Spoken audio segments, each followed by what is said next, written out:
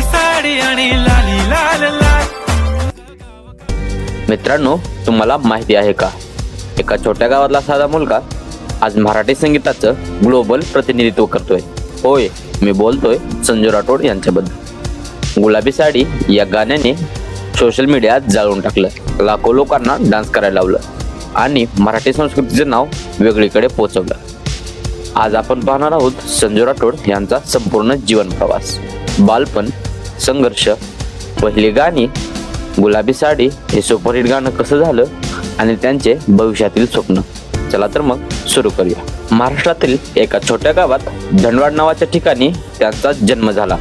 साधं घर, साधं वातावरण, पण स्वप्न मात्र मोठं. लहानपणापासूनच त्यांना गाण्याची फार आवड होती. लोकांना आनंद देणे त्यांना खूप आवडत होते.